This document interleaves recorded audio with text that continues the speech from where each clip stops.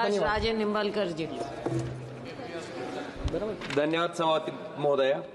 मी केवळ 2 minute. Railway संशोधन विधेयक 2024 वर चर्चा करण्यासाठी उभा आहे.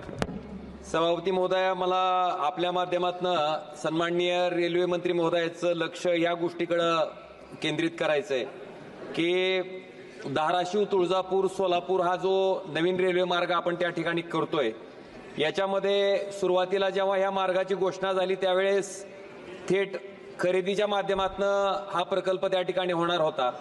पण दुर्दैवानं 2022ला काय बदल झाला माहीत नाही, पण सक्तीच्या भूसंपादनानं हा प्रकल्प त्या ठिकाणी केला जातोय. थेट खरेदीच्या माध्यमातून जर हे भूसंपादन झालं असतं तर त्या माझ्या धाराशिव लोकसभा मतदारसंघातल्या शेतकऱ्यांना 5 पटीनं त्या ठिकाणी मोबदला मिळाला असता. पण दुर्दैवानं सक्तीचं भूसंपादन त्या ठिकाणी होतंय, ज्याच्यामुळं 4 पटच मोबदला मिळतो आणि तो सुद्धा रेडी रेकनरच्या दराप्रमाणे मिळतोय.